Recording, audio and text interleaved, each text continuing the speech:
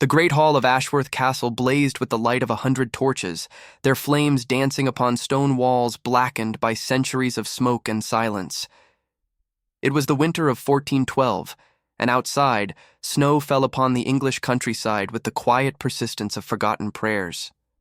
The wind howled through the battlements like a wounded beast, but within these ancient walls, the feast of Lord Edmund Ashworth proceeded as though the world beyond had ceased to exist entirely. Lady Isabel Ashworth stood beside the high table, her gown of deep crimson velvet pooling at her feet like spilled wine. At 23, she possessed the kind of beauty that troubadours sang of and lesser women despised. Hair the color of autumn leaves cascading over shoulders white as fresh snow, eyes green as the forest after rain, and a bearing so regal that even the servants whispered she had been born with a crown already upon her brow. She was the only daughter of Lord Edmund Ashworth, one of the wealthiest nobles in all of England, and she had been raised to understand her worth in the currency of bloodlines and banners. The hall swelled with the nobility of 3 counties, barons and their wives, knights in their finest tunics, ladies draped in silk and fur. All had come to celebrate the feast of St. Martin, and more importantly, to witness the announcement that Lord Ashworth had promised. Rumors had spread like fire through dry wheat. Lady Isabel was to be betrothed, and the name of her intended had become the subject of wagers and whispered speculation from London to York. Isabel lifted her goblet of spiced wine to her lips, her gaze traveling across the assembled guests with the practiced indifference of one who had spent a lifetime being observed. She knew what they wanted, a glimpse of weakness, a crack in her composure, some evidence that beneath the silk and jewels there existed a heart capable of common feeling. She would give them nothing of the sort. Her father sat in his carved oak chair at the center of the high table, his gray beard trimmed close to his weathered face, his eyes sharp as a hawk's despite his 60 years. Beside him sat her mother, Lady Margaret, a woman whose beauty had once been legendary and whose ambition remained undimmed by age. They exchanged glances that spoke of plans long laid and alliances carefully constructed, and Isabel understood that whatever announcement was to come, it had been decided without her counsel. The musicians in the gallery above struck up a pavane, and couples began to move toward the center of the hall. Isabel watched them with the detachment of one observing figures in a tapestry, Lord Barrington leading his young wife through the steps, Sir Thomas Whitmore partnering the widow Castellan, the Earl of Pemberton's son attempting to catch her eye from across the room. She turned away before he could claim success. It was then that the doors of the great hall opened. The sound was not loud, merely the groan of ancient hinges yielding to pressure, but it cut through the music and conversation like a blade through silk. Heads turned, voices faltered. The dancers stumbled in their steps as all eyes fixed upon the entrance. A man stood in the doorway. He was tall, broad of shoulder, with the bearing of one accustomed to hardship and the quiet confidence of one who had survived it.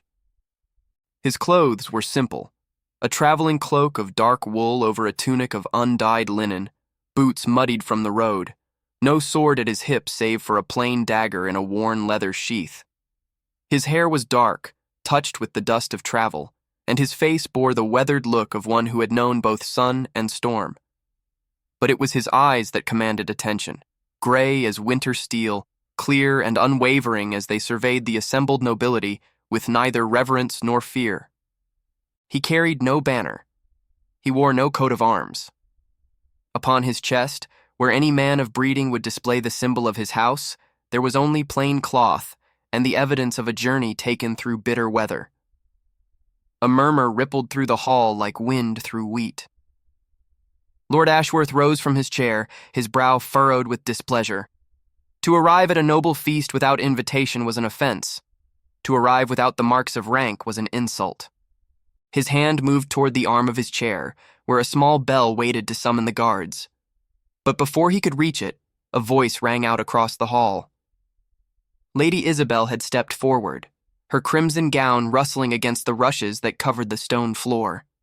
Her chin was lifted, her green eyes bright with something that might have been amusement or might have been contempt.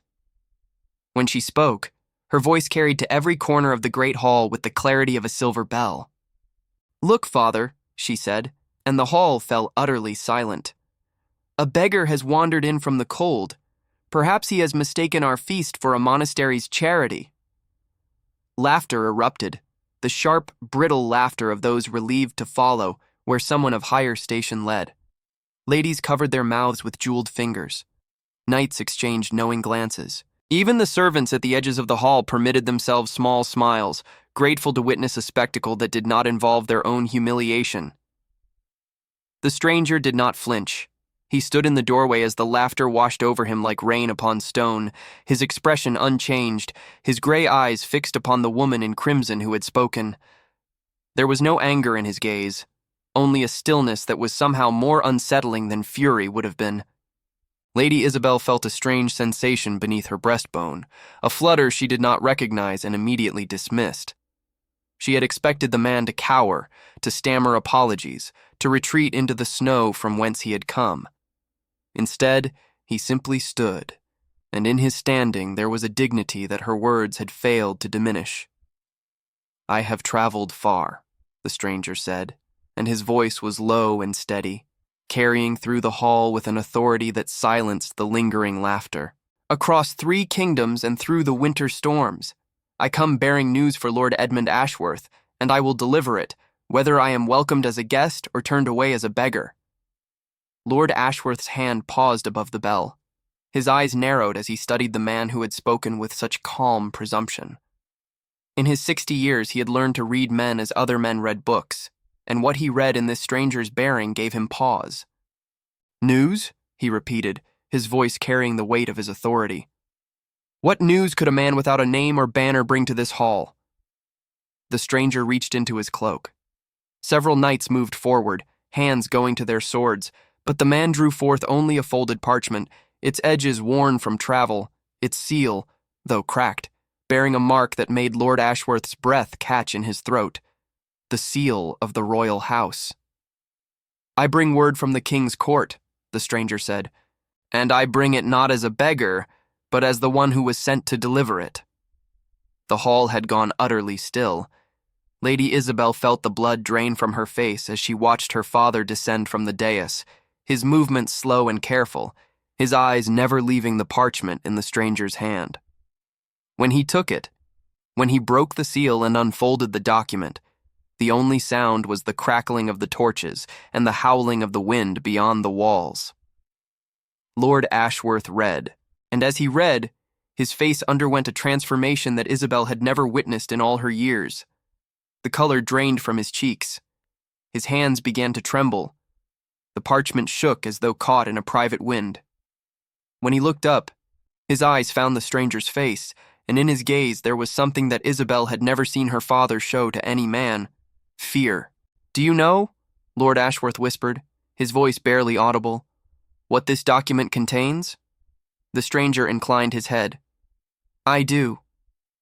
Lord Ashworth turned to face the assembled guests, and when he spoke, his voice had aged 10 years.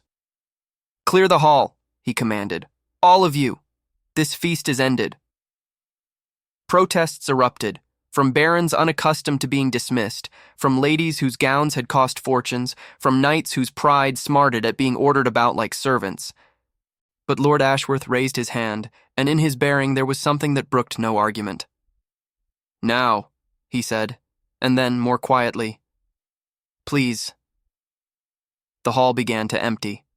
Guests gathered their cloaks and their dignity, murmuring amongst themselves, casting backward glances at the stranger who still stood in the doorway, at the lord who had been brought low by a single piece of parchment. Servants scurried to assist, to hold doors, to fetch carriages despite the storm. Lady Isabel did not move. She stood where she had stood when she had mocked the stranger, her crimson gown bright against the gray stone, her face pale as the snow that fell beyond the windows. Her mother touched her arm, urged her to retire to her chambers, but she shook off the gentle pressure. "I will stay," she said. "I wish to know what news has turned my father into a ghost." Lord Ashworth looked at his daughter, and in his eyes there was something she had never seen. Not disappointment, not anger, but a kind of sorrow that ran deeper than words. "Very well," he said. "Perhaps it is fitting that you should hear this, for it concerns you more than anyone." The last of the guests departed. The great doors closed with a sound like the sealing of a tomb, and in the sudden silence, with only the torches and the wind for witnesses, Lord Ashworth turned to face the stranger who had walked out of the storm and into his hall. "Tell me your name," he said. "Your true name." The stranger stepped forward, and as he moved, the torchlight caught the lines of his face, the strength of his jaw, the quiet resolve in his gray eyes. He reached up and unfastened his traveling cloak, letting it fall to the floor. Beneath it, he wore not the plain tunic that had been visible before, but a garment of fine wool, dark blue as the winter sky at twilight. And upon his chest, embroidered in silver thread that caught the light like captured stars, was a coat of arms that made Lady Isabel's heart stop in her chest. The crowned lion, the crossed swords, the motto in Latin that even she, with her limited education in such matters, could read. Fortitudine et honore, with courage and honor, the arms of the royal house. "My name," the stranger said, "is William of Lancaster, third son of His Majesty King Henry, fourth of that name. And I have come, Lady Isabel, to inform you that by decree of the crown and the will of my father, you are to be my wife." Check if you are already subscribed to this channel, because every soul drawn to stories of courage, honor, and redemption deserves to witness how fate can turn mockery into destiny in a single heartbeat. The silence that followed his words was absolute. Lady Isabel stood frozen, her mind refusing to process what her ears had heard. A prince, the man she had mocked before the assembled nobility of 3 counties, the man she had called a beggar and a wanderer, was a prince of the realm, third son of the king, a man whose bloodline stretched back through centuries of conquest and coronation, whose coat of arms hung in every great hall in England, whose name was spoken with reverence from the Scottish borders to the shores of France. And she had laughed at him. The memory of her own words echoed in her mind like the tolling of a funeral bell. "A beggar has wandered in from the cold." She had spoken those words before hundreds of witnesses. She had led the laughter that had filled the hall. She had stood in her crimson gown with her chin lifted in aristocratic disdain, and had mocked a man whose single word could have had her father stripped of lands and title. Her knees threatened to give way beneath her. "I see," Lord Ashworth said slowly, "that the document speaks true.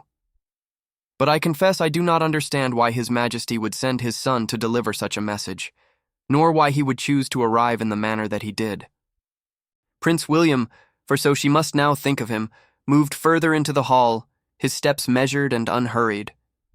In the torchlight, with his cloak discarded and his true rank revealed, he seemed to have grown taller, more commanding, as though the simple act of declaration had transformed him from wanderer to sovereign.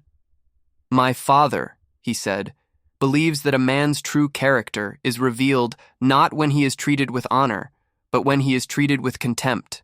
He wished for me to know the nature of the woman I am to marry." His gray eyes found Isabel's face, and in their depths she could read nothing, neither anger nor forgiveness, neither accusation nor understanding. "And now I do." The words struck her like a physical blow. She had been tested. The entire evening, the dramatic entrance, the plain clothes, the absence of any identifying mark, had been a test, and she had failed it spectacularly, publicly, irreversibly. "Your Highness," she began, her voice barely a whisper, "I did not know—" "That is precisely the point, Lady Isabel." His voice was not cruel, but neither was it kind. It held the even, measured tone of a man stating simple facts. "You did not know who I was, and so you showed me who you are.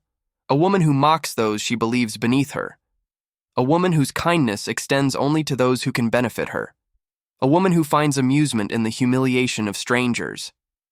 Each word fell like a stone into still water, sending ripples of shame through her entire being. She wanted to protest, to explain, to offer some defense of her actions, but what defense could there be?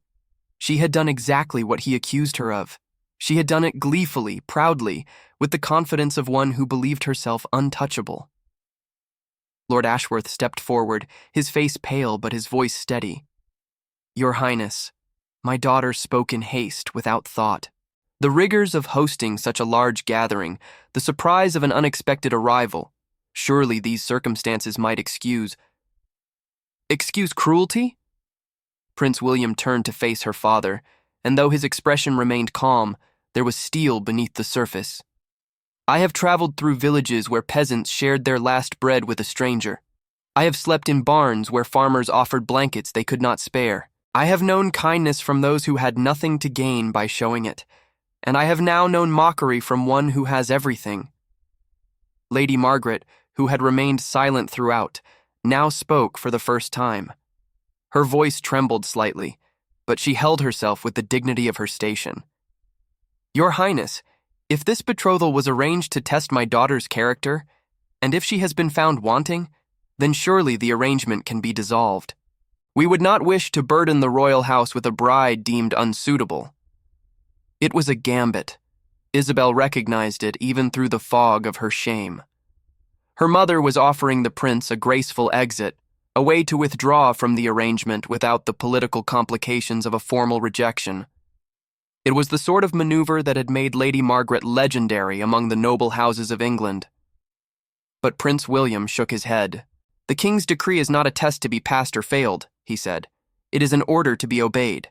The marriage will proceed as planned. I came not to judge Lady Isabel's worthiness, but to know her true nature before binding my life to hers. He paused, and something shifted in his expression. A flicker of weariness, perhaps, or the weight of duty accepted without joy. My father rules a kingdom.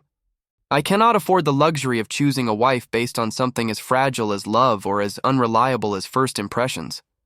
I can only know what I am accepting and proceed accordingly. Isabel found her voice at last. And what have you accepted, Your Highness? He looked at her.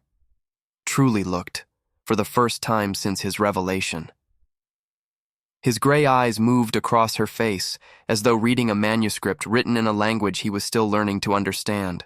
I have accepted, he said slowly, a woman of beauty and breeding, of wealth and connection, who has been raised to value rank above character and appearance above truth.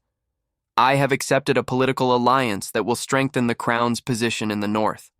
I have accepted a wife who may never respect me, but who will bear my children and manage my household with the efficiency her station demands. The words should have been an insult. In many ways they were. But there was something in the way he spoke them, without malice, without satisfaction, with only a kind of weary resignation, that made them cut deeper than any accusation. He was not angry with her. He was simply disappointed. And somehow, that was worse. The wedding will take place in 3 months' time, Prince William continued, addressing Lord Ashworth now. At Westminster, in the presence of the king and the full court. Until then, I will remain here at Ashworth Castle, that Lady Isabel and I might become acquainted. Lord Ashworth bowed deeply. Your Highness honors us with your presence. Chambers will be prepared immediately, the finest rooms in the castle. I require only a clean bed and a fire, the prince interrupted. I have slept in worse conditions than any castle can offer. What I require is privacy, and time to know the woman who is to be my wife, without the masks we wear before crowds, without the performances we give for audiences. He turned back to Isabel, and for a moment something almost like hope flickered in his gray eyes. I do not ask you to love me, Lady Isabel. I do not even ask you to respect me, not yet. I ask only that you allow me to see the truth of who you are, and that you attempt to see the same in me. Perhaps we will find that we are not so different as this night suggests.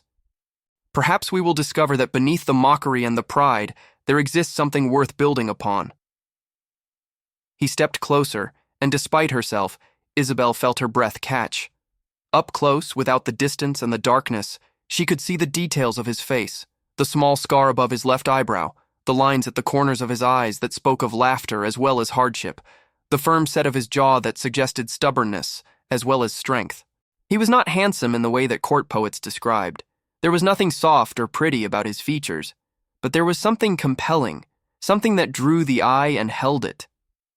Or perhaps, he continued, his voice dropping to barely above a whisper, we will discover that first impressions are indeed reliable, and that we are destined to spend our lives as strangers who share a name and nothing more. Either way, we shall know the truth. And I have learned that truth, however painful, is always preferable to comfortable illusions. He turned and walked toward the doors of the great hall, where servants had already begun to gather, summoned by some invisible signal to attend to their unexpected royal guest. At the threshold, he paused and looked back. "Lady Isabel," he said, and his voice carried a weight that she would remember for years to come. "I forgive you for tonight. Not because you have asked for forgiveness, and not because you have earned it, but because I have learned that carrying anger is like carrying hot coals. It burns the one who holds it far more than the one at whom it is thrown. I release my anger tonight, here in this hall. What happens next is up to you." And then he was gone, disappearing into the torch-lit corridor beyond, leaving Isabel standing in the center of the great hall, with her shame wrapped around her like a shroud, and his words echoing in her ears like a prophecy she did not yet understand. The days that followed the feast passed like scenes from a dream, half remembered upon waking. Lady Isabel moved through the castle in a state of numb bewilderment, her mind returning again and again to the moment when Prince William had removed his cloak and revealed the coat of arms that had shattered every assumption she had ever held about herself and her place in the world. She had been raised to believe that her beauty, her breeding, her father's wealth made her superior to lesser souls. She had been taught that mockery was the prerogative of the powerful, that cruelty to inferiors was simply the natural order of things. Now she understood that she had been taught lies.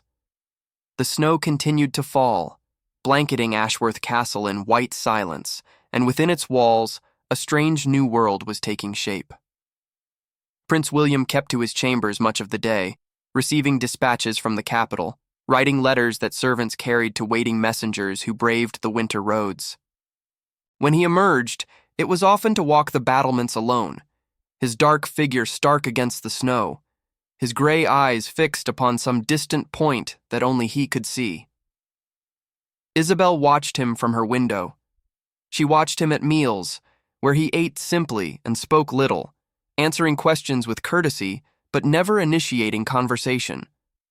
She watched him in the chapel, where he knelt in prayer each morning as dawn broke gray and cold over the frozen landscape. She watched, and she tried to understand the man who had forgiven her without being asked, and who now waited to see if she would prove worthy of that forgiveness. It was on the 5th day after his arrival that she finally gathered the courage to approach him. She found him in the castle library, a small room lined with precious manuscripts that her father had collected over decades of careful acquisition. He sat by the fire, a book open in his lap, though he was not reading. His gaze was fixed upon the flames, and in the dancing light, his face held an expression she had not seen before: loneliness. He looked up as she entered, and the expression vanished, replaced by the careful neutrality that seemed to be his armor against the world. "Lady Isabel." He rose as courtesy demanded, but did not bow. They were to be married. The formalities between them had already begun to shift. "I did not expect company, nor did I expect to seek it," she replied, and was surprised to find that her voice emerged steady. "But I find that solitude has become uncomfortable. It allows too much time for thought. A ghost of something, amusement, understanding, crossed his features. And what thoughts have you been thinking, my lady?" She moved further into the room, her gown of deep green wool rustling softly against the stone floor. The fire crackled and popped, filling the silence she left hanging between them. "I have been thinking," she said at last, "about what you said, about truth being preferable to comfortable illusions." She paused, drawing a breath that felt like the first she had taken in days. "I have lived my entire life surrounded by illusions. Illusions about my own worth. Illusions about what matters and what does not. Illusions about the kind of woman I was." She raised her eyes to meet his, and in that moment, she allowed him to see what she had hidden from everyone, including herself. The uncertainty that lurked beneath the confidence, the fear that crouched behind the pride, the desperate longing to be something more than the shallow creature she had always pretended to be. "I mocked you because I was afraid," she continued, and each word cost her something she could not name. Afraid of what I did not understand. Afraid of a stranger who did not bow to my beauty or seek my approval. Afraid, perhaps, that someone might see through the masks I wear and find nothing of value beneath. She swallowed hard. You asked to see the truth of who I am.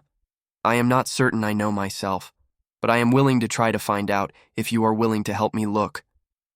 Prince William said nothing for a long moment.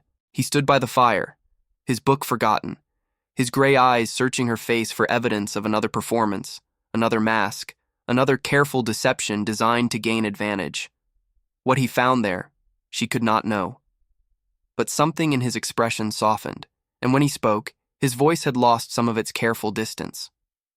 When I was a boy, he said, I was sent to foster with a lord in the Welsh marches, a harsh man in a harsh land, far from the comforts of the court. I learned to fight there.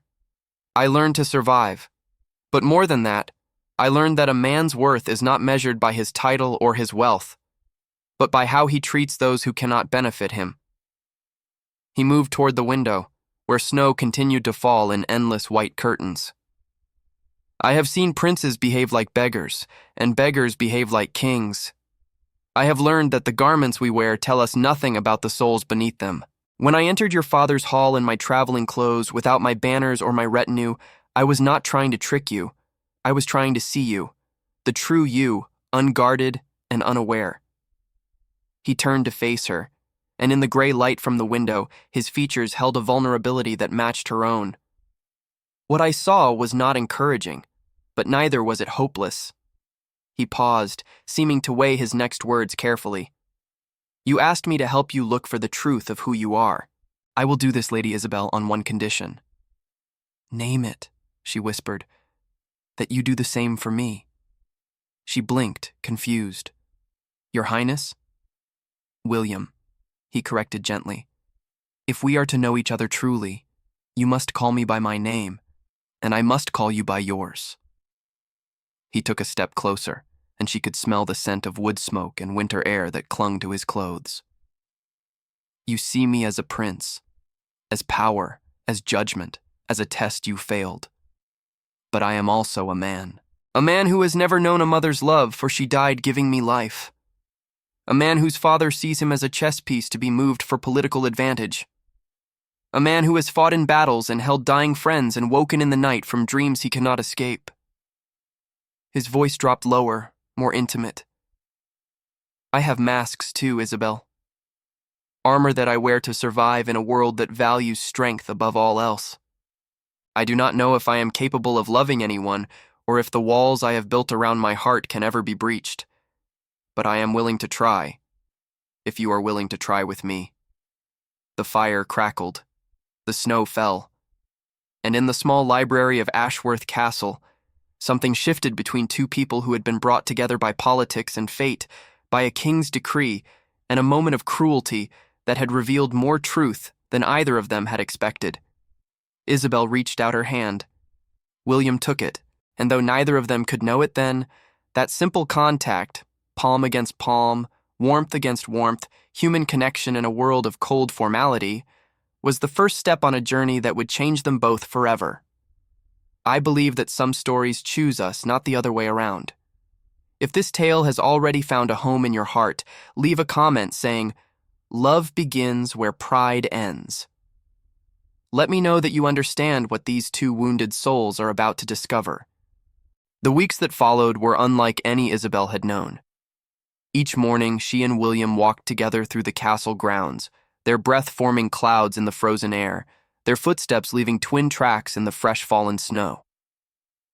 At first, their conversations were careful, circling around safe topics, the history of the castle, the management of the estates, the traditions of their respective households.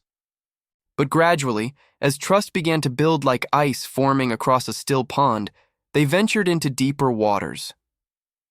William spoke of his childhood, the loneliness of being the third son, too far from the throne to matter but too close to be forgotten, raised by nurses and tutors who saw him as duty rather than joy.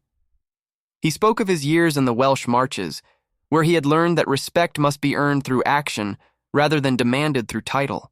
He spoke of battles he had fought, not with pride, but with the quiet grief of one who understood the true cost of victory.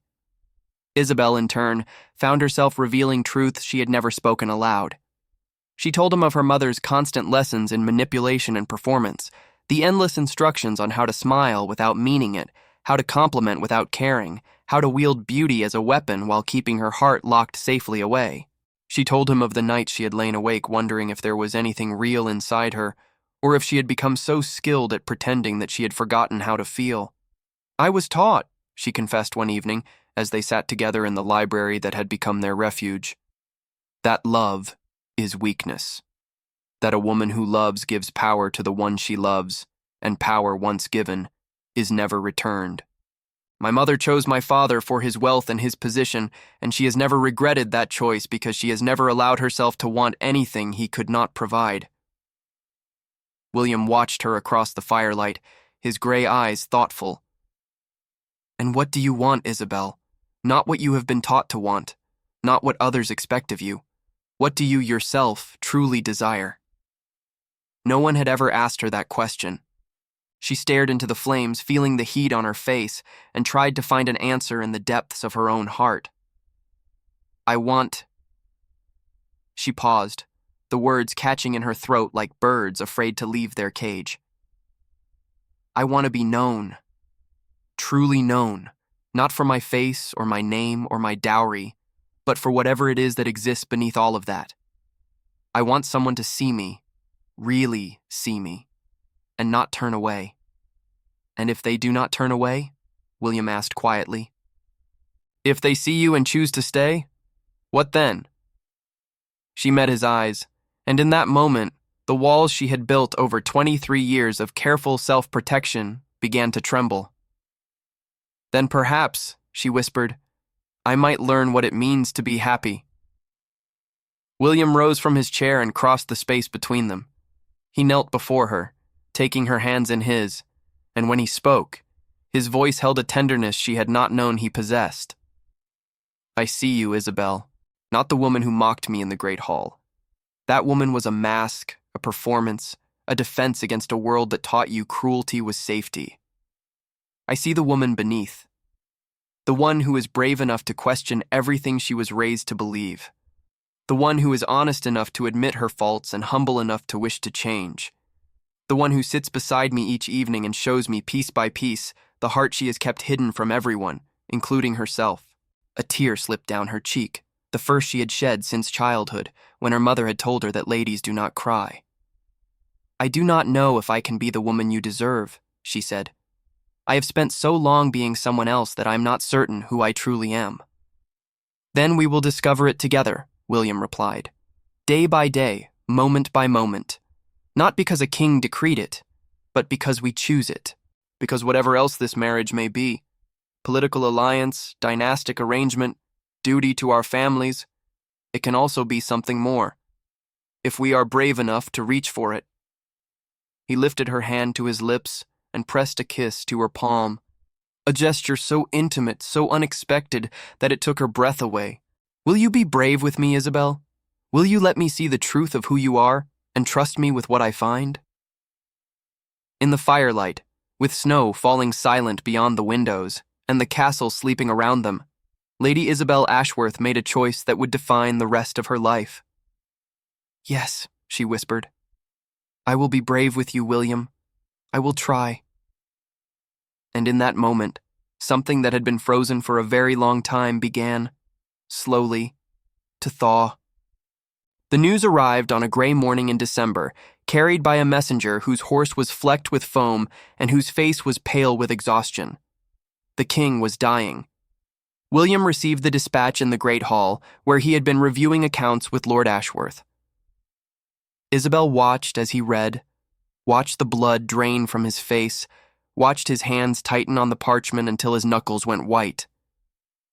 "I must go to London," he said, his voice flat and strange. "Immediately. My father, the physicians say he has days at most, perhaps hours." Lord Ashworth rose, already summoning servants, calling for horses to be saddled and provisions to be packed. The castle burst into activity. the quiet rhythm of the past weeks shattered by urgent necessity. Isabel found William in the courtyard, where his horse was being prepared.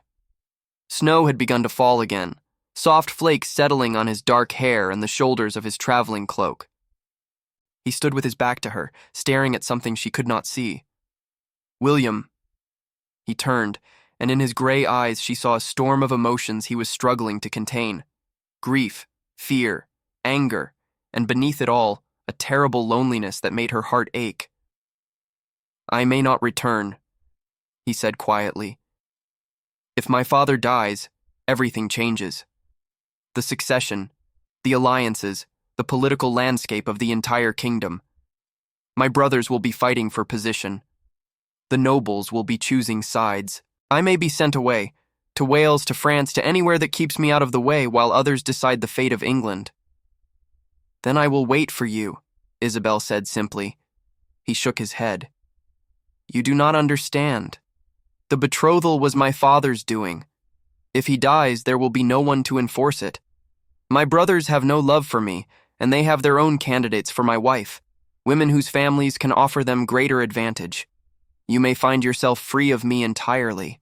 She stepped closer, reaching up to touch his face, a gesture that would have been unthinkable a month ago, but now felt as natural as breathing.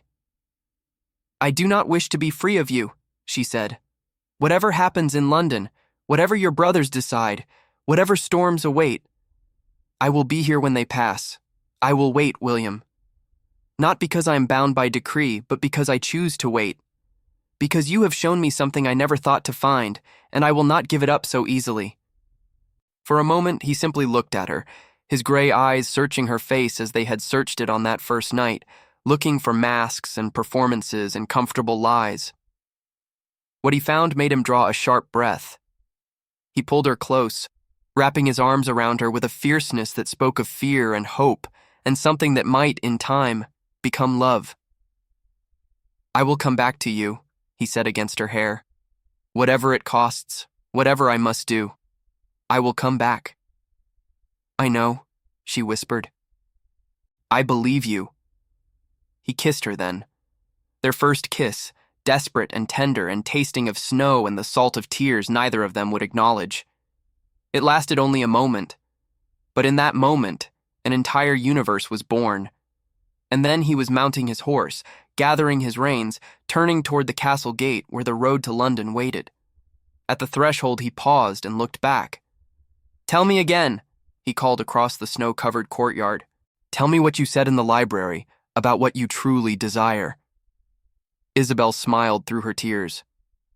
"I want to be known," she called back. "I want to be seen, and I want to learn what it means to be happy." William nodded slowly, his gray eyes bright. "Then hold fast to that desire, my lady. Hold fast, and I will return to help you find it." He spurred his horse forward, and within moments he was gone, a dark figure disappearing into the white, leaving only hoofprints in the snow and the echo of a promise that hung in the frozen air. Isabel stood in the courtyard until she could no longer see him, until the cold had numbed her fingers and her feet, until her tears had frozen on her cheeks. Then she turned and walked back into the castle to begin the hardest task of all. Waiting. The weeks became months. Winter deepened, the snows piling high against the castle walls, the days growing so short that darkness seemed permanent, and light, merely a brief respite. News came from London in fragments, each dispatch bringing fresh uncertainty. The king lingered, his condition neither improving nor deteriorating, suspended between life and death like a man caught in an endless twilight. Isabel threw herself into the management of the castle, surprising everyone, including herself, with her capability. She met with tenants, reviewed accounts, settled disputes between servants, oversaw the distribution of grain to villages struggling through the harsh winter. She discovered that she had a talent for administration, a mind that could hold details and see connections, a presence that commanded respect without demanding submission. Her mother watched these transformations with bewildered dismay.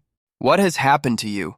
Lady Margaret demanded one evening, when Isabel refused to entertain a visit from the Earl of Pemberton's son.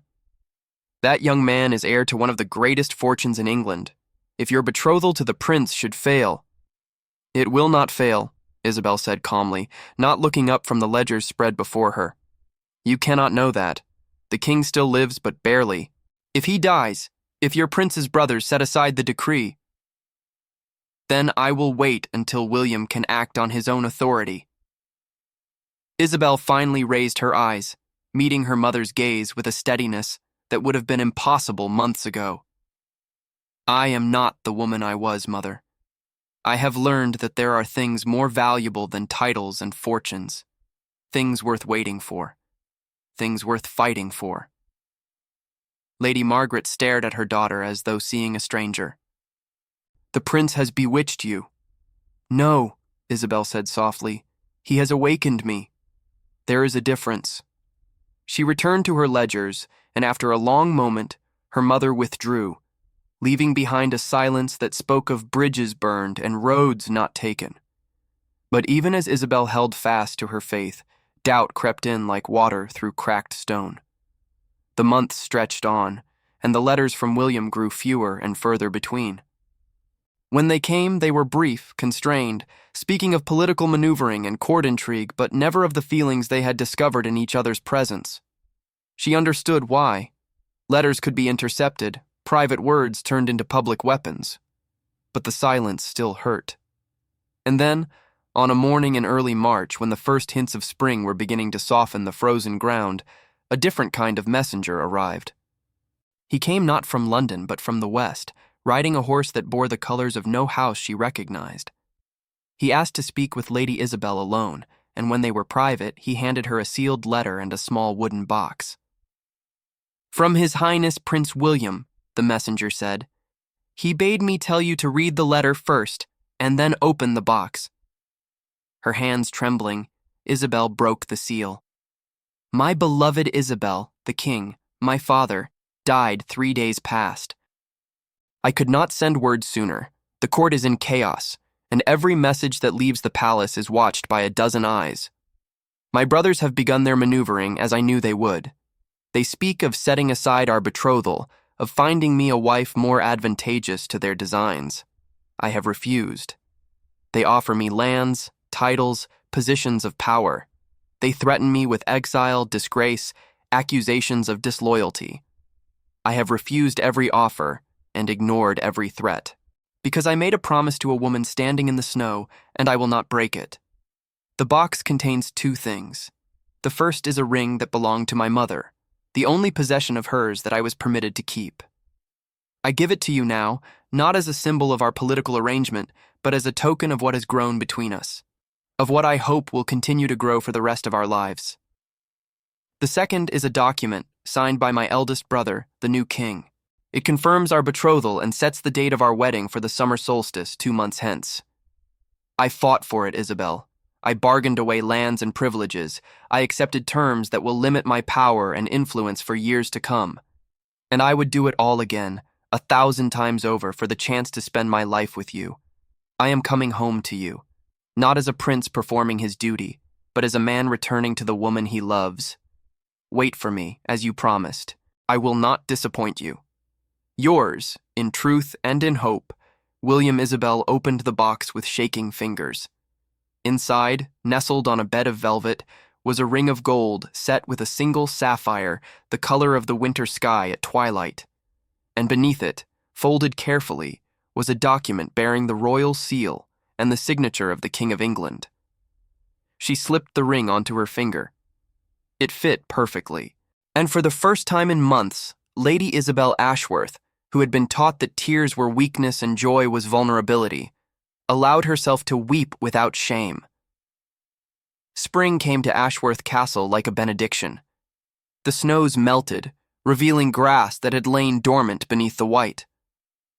Trees began to bud, their branches no longer bare bones against gray skies, but living things reaching toward the sun. Birds returned from their winter havens, filling the air with songs that had been silent for months. And on a warm afternoon in April, when the first wildflowers were beginning to bloom in the meadows beyond the castle walls, William came home. Isabel was in the garden when she heard the commotion, hoofbeats, voices, the clatter of the gate being opened. She ran toward the courtyard without thought for dignity or decorum, her skirts gathered in her fists, her hair coming loose from its careful arrangement. He was there.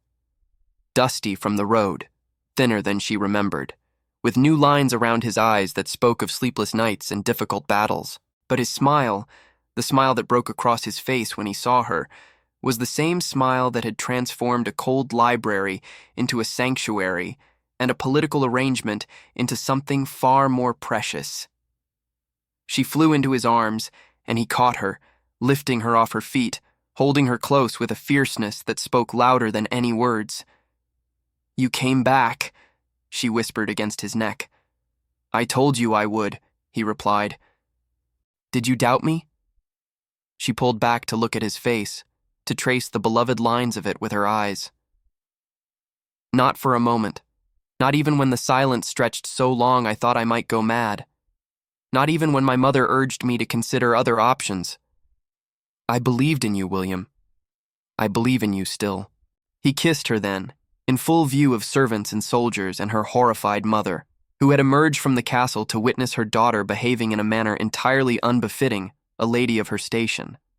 Neither of them cared. When they finally separated, William reached into his tunic and withdrew a small scroll. "This is the final document," he said. "The last piece of the puzzle. My brother has agreed to release me from my obligations to the crown in exchange for my formal renunciation of any claim to the throne. I am no longer a prince in anything but name. I have no power, no influence, no political value whatsoever." He smiled, and it was the smile of a man who has laid down a burden he never wanted to carry. "I am simply William, a man with modest means, a small estate in the Western Marches, and an overwhelming desire to spend the rest of his life with the woman who saw past his disguise and fell in love with what she found beneath." Isabel took the scroll but did not read it. Her eyes were fixed on his face, on the hope and the fear and the love that warred there. "I fell in love with a prince who pretended to be a beggar," she said slowly, "and I will marry a beggar who was once a prince. Neither matters to me, William. What matters is that you are here. What matters is that you kept your promise." She took his hand and placed it over her heart, where it beat strong and steady beneath the fabric of her gown. "This is yours," she said.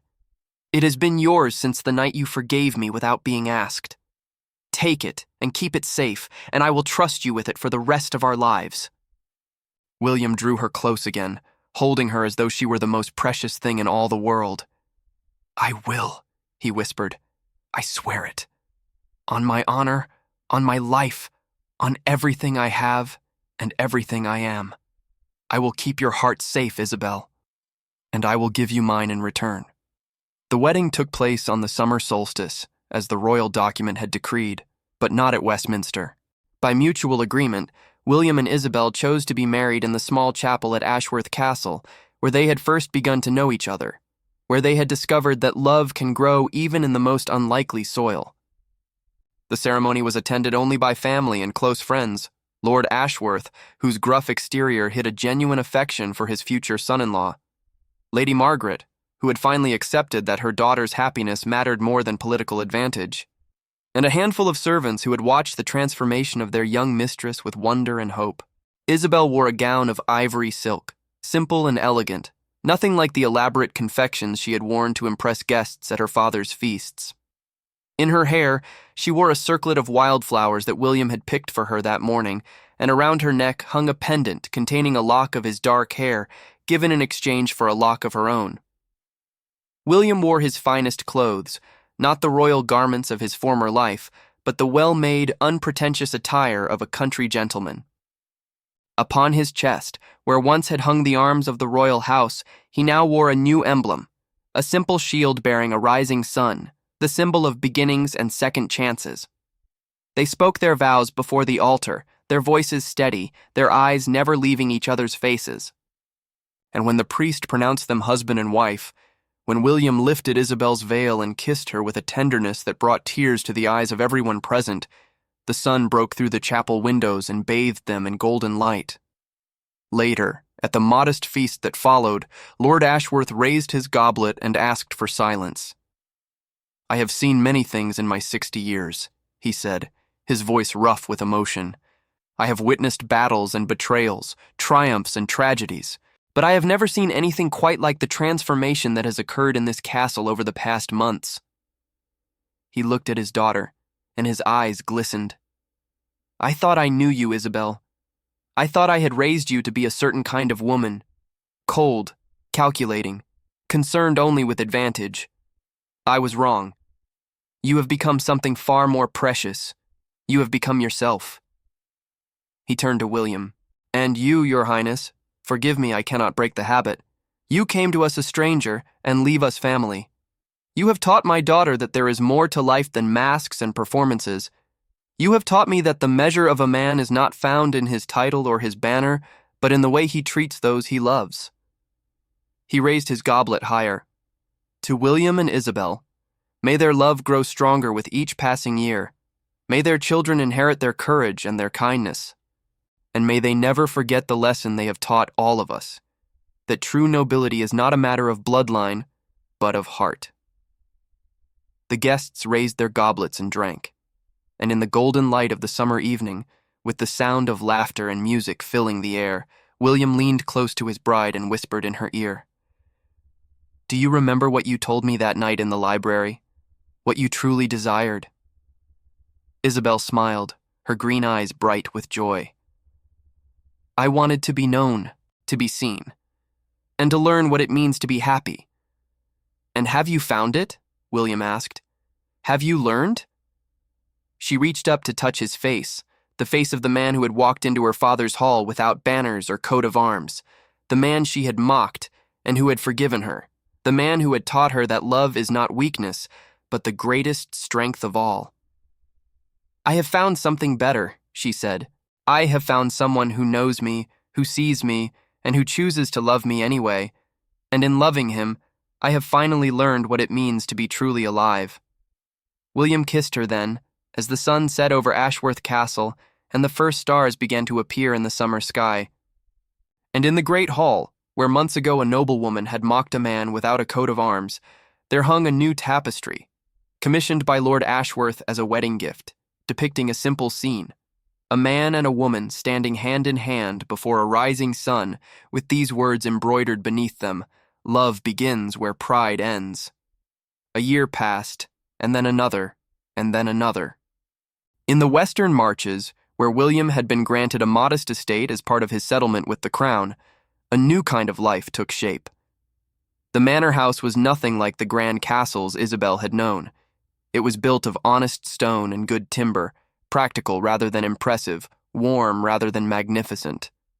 But within its walls, she found a happiness she had never imagined possible. She learned to manage the household without the army of servants she had once taken for granted.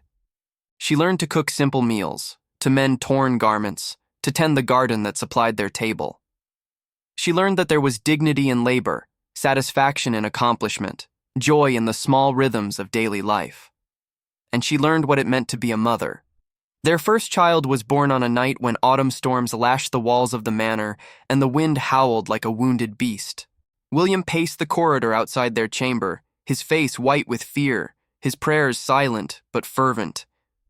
When the midwife finally emerged with a bundle in her arms and a smile on her weathered face, he nearly collapsed with relief. A daughter, the midwife said, perfect in every way. She has her mother's eyes. William took his daughter in his arms, holding her as though she were made of glass and starlight, and felt tears stream down his face without shame. Eleanor, Isabel whispered from the bed, exhausted but radiant. I want to name her Eleanor. It was my grandmother's name, the only woman in my family who ever told me that there was more to life than advantage and position. Eleanor, William repeated, looking down at the tiny face, the closed eyes, the perfect hands curled like flower petals. Welcome to the world, little one. We have been waiting for you. More children followed, a son named Edward, with his father's gray eyes and his mother's stubborn spirit. A daughter named Margaret, named for Isabel's mother, who had made peace with her daughter's choices in the years since the wedding. And a son named Thomas, the baby of the family, born when Isabel was 35 and certain she had closed that chapter of her life. The manor expanded to accommodate them, new rooms added, gardens extended, stables built to house the ponies that Edward insisted were essential for proper knightly training. William taught his children to ride and to read, to fight with honor and to forgive with grace. Isabel taught them to question assumptions, to see beyond appearances, and to value kindness above all other virtues. And on winter evenings, when snow fell softly beyond the windows and fires crackled in every hearth, they gathered in the great room, far smaller than the great hall at Ashworth Castle, but infinitely more precious, and told stories. "Tell us again," Eleanor would beg, her green eyes bright with anticipation, "about how you and Father met." Isabel would exchange a glance with William, a glance full of memories, of gratitude, of the 1,000 small moments that had built their life together. And then she would begin. Once upon a time, in the winter of 1412, there was a noblewoman who thought she knew everything about the world. She was beautiful and proud and very, very foolish, and one night a stranger walked into her father's hall. The story never changed, but the children never tired of hearing it. They gasped at the cruelty of their mother's words, cheered at their father's dignified response, wept at the moment when forgiveness was offered unasked, and smiled with satisfaction at the ending that they knew so well. And always, when the story was finished, William would lean over and kiss his wife's forehead and whisper words that only she could hear. "Thank you for being brave with me." And she would whisper back, "Thank you for seeing me." And in the warmth of the fire and the love of their children, and the peace that had been so hard won, they knew that they had found something more precious than crowns or castles or coats of arms. They had found home. 20 years had passed since the night a prince dressed as a beggar had walked into Ashworth Castle and changed everything. Lady Isabel, now simply Isabel to most who knew her, sat in the garden of her manor house, watching her grandchildren play among the roses. Eleanor had married a scholar from Oxford, a gentleman who treated her with the reverence she deserved. Edward had followed his father's path to the Welsh marches, where he served with honor and distinction. Margaret had taken vows as a nun, finding in the service of God the purpose her soul had sought. And Thomas, the youngest, had become a healer, traveling from village to village tending to the sick and the suffering. William sat beside her, his dark hair now silver, his face lined by age and experience, but his gray eyes as clear as they had ever been. "Do you ever regret it?" she asked, as she had asked so many times over the years. "Giving up the crown, the power, the position? Do you ever wonder what your life might have been?" William took her hand, as he always did, and raised it to his lips. "I wonder sometimes," he admitted. "I wonder how many battles I might have fought, how many councils I might have attended, how many decisions I might have made that would have shaped the fate of nations." He paused, watching their grandchildren chase each other through the garden. "And then I remember the night I walked into your father's hall, dressed in my plain clothes, carrying a truth I was afraid to reveal. I remember the woman who mocked me, and the woman who emerged from beneath that mask to become my partner, my companion, my love. And I know that whatever kingdoms I might have won, they would have been hollow compared to what I found instead." Isabel leaned her head against his shoulder, feeling the familiar warmth of his presence, the steady rhythm of his heart. "I was so afraid that night," she murmured. "Afraid of you, afraid of what you represented, afraid of the parts of myself I didn't want to see. If you had shown me your banners right away, I would have been everything you expected, gracious, charming, calculating, and you would never have known who I really was." "And you would never have known either," William replied. "Sometimes we need someone to see us at our worst before we can begin to find our best." They sat in silence for a while, watching the afternoon light fade into the soft gold of evening. Somewhere in the house, a servant was preparing supper. Somewhere in the village, the church bells were beginning to toll vespers. The world turned on, as it always did, indifferent to the small dramas of individual lives. But here, in this garden, on this evening, surrounded by the evidence of a life well lived and a love hard earned, two people who had once been strangers, a prince and a noblewoman, a beggar and a lady, a test and a failure that had somehow become a triumph, sat hand in hand and knew peace. "I love you, William," Isabel said, the words still carrying the same weight, the same wonder that they had carried on the day she first spoke them. "I loved you when you were a prince, and I loved you when you became a common man. I have loved you through children and challenges, through illness and health, through every season of our lives, and I will love you still when we have crossed whatever threshold awaits us next." William turned to look at her, at the face that had aged with grace, at the eyes that still held the fire he had glimpsed in a cold library so many years ago, at the woman who had taught him that love is not weakness, but the greatest strength of all. "And I love you," he replied, "for seeing me when I was hidden, for believing in me when I was doubted, for waiting for me when I was gone, and for teaching me that the only coat of arms worth bearing is the one we earn through how we treat the people we love." He kissed her then, as he had kissed her in the snow-covered courtyard, as he had kissed her on their wedding day, as he had kissed her every morning and every evening of their life together. And in the garden of a modest manor house in the western marches of England, as the sun set and the stars began to appear, two people who had once been enemies found in each other the only kingdom that matters, the kingdom of the heart. If you watched this far, it's because this story spoke to something in your soul. Leave a comment saying, "I watched this far, so I can get to know you and know who really likes the stories on this channel." If this tale of pride and redemption, of mockery transformed into love, touched your heart, please leave a like and share it with someone who needs to believe that second chances are possible. And if you haven't yet subscribed, now is the moment. Check if you're already part of this community, and if not, welcome home. Here, we believe that the greatest stories are the ones that remind us who we can become when we're brave enough to let someone truly see us. Until next time, remember, love begins where pride ends.